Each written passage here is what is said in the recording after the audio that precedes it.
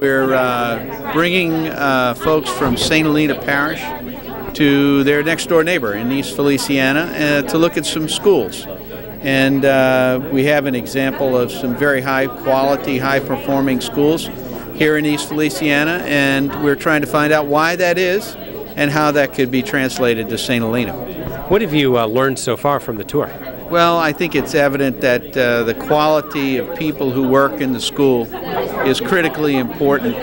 You can do the same things, but if the quality of people aren't there, it's going to be very difficult to achieve the results with kids. And here, they have a very high quality group of people, and I think the really interesting thing is that they have a lot of Teach for America teachers and a lot of what we call alternately certified teachers, which means they didn't go through the standard teaching preparation process. They went through a fast-track process.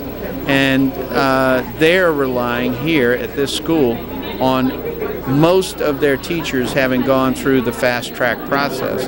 And they're able to succeed very well.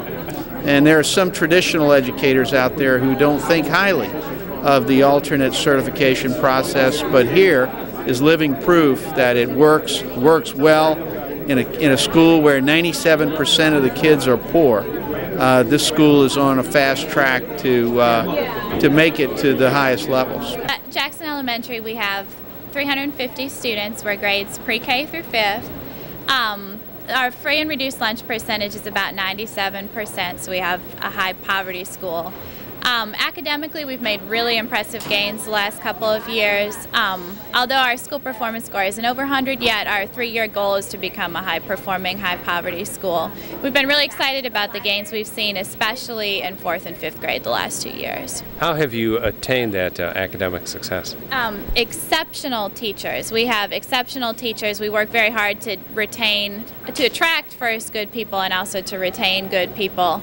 So we have very hardworking faculty. We have a lot of parent and community support. We're trying to involve our parents in this school as much as we possibly can.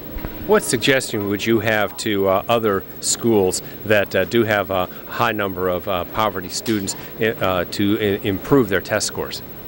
I would say definitely a consistent school-wide discipline and behavior plan, both to reward kids and to make sure that everything runs smoothly at the school. We have a really extensive positive behavior support program, and that works well for us in terms of motivating kids and helping them to do their best. Also just to maintain very high academic expectations and rigor in the classrooms. How are you able to improve discipline? It's an extensive school-wide system. We have a paycheck system that our upper grade students have that travels with them during the day, so they keep track of whether they earn any deductions for inappropriate behavior or they get extra dollars for appropriate behavior. And they get rewards based on their paycheck averages at the end of the week and at the end of the 9 weeks. As a principal of a high poverty school that is improving its student achievement, what recommendations would you have for other public schools around the state in a similar circumstance with high poverty students? I would say definitely do what you can to get the best teachers you possibly can at your school and do everything in your power to keep them, because without fabulous teachers, it's not going to be a fabulous school. East Feliciana Middle School is a new school this year. It's a consolidation of Jackson Middle School and Clinton Middle School. We have about 400 students, about 90% are free and reduced lunch, and we have very high expectations. Our motto is work hard, be nice, show I care, and I care stands for our 5 expectations of integrity, compassion, attention, respect, and endurance. Tell us how the goal with the test scores and what improvements you've seen so far. Well, in the past 2 years when I was the principal of Jackson Middle School, we saw growth from about 30% proficient students to about 50% school-wide. In several subjects we saw as high as 80%, and in 6th grade social studies we saw 98% basic and above. How were we able to accomplish that? Very high expectations for teachers, for students. Students have homework every night. We have a very consistent discipline plan. We are consistent with our rewards, but then also with our consequences. But everything that we do is to improve student achievement. We do that through teacher quality and motivating our students and families. Has it worked so far?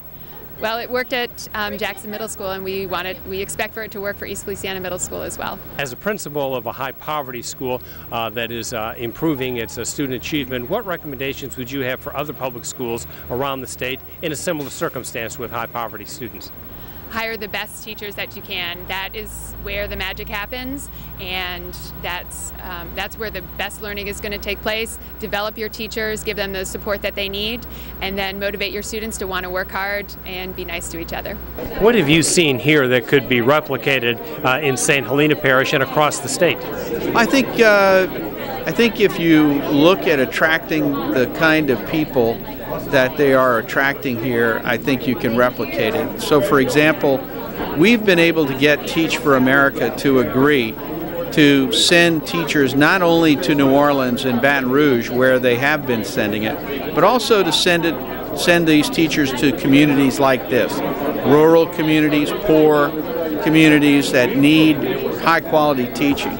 And so we've gotten a commitment from Teach for America to bring more of these kinds of teachers in. These Teach for America teachers are the brightest kids in their college, and they come from the best colleges in the country. And they're trained in a very specialized way, and our evidence shows that they work as good as traditional teachers who have been in the classroom for years. So they can make it happen quickly, and we can turn things around quickly in places like St. Helena and elsewhere. Your reaction to what you've seen here today? Well, my reaction is it's a learning experience for me. I'm seeing that these people are making good progress with about the same amount of money or less than what we have per student. The money situation has impressed me. Apparently, and I've kind of known this all along, we're not spending our money as wisely as we could in St. Helena. I know there's been a big push for a tax, and I have opposed that because I don't feel like we're using our monies the way we should. What would you like to see done differently? In St. Helena? I'd like to start at the very top and just look at every job and what people are doing, and let's see if we can scale down a little bit, maybe in the central office, and get some more excitement in the classroom. That's about it.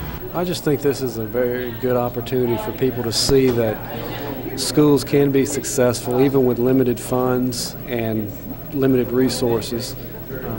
The culture at this particular school is just amazing, and I think that's something that people involved in making decisions in our school system needed to see. What would you like to see happen to the public schools in St. Helena Parish?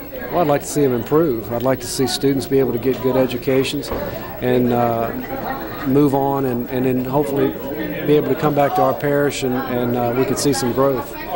That's what I'd like to see happen, is for some positive things to happen in the school system. The makeup of this school is very similar to what you find in St. Helena. And yet this school, unlike St. Helena, thrives. They have excellent school performance scores. Their kids are performing above average comparatively, and they have a balanced budget in this community. So one of the things we're hoping to do is bring people in from St. Helena, people who are considering running for the school board or are already involved one way or another, and let them see for themselves how others are doing it, and see if there are lessons they can learn that they can take back to St. Helena to help the kids of that community as well.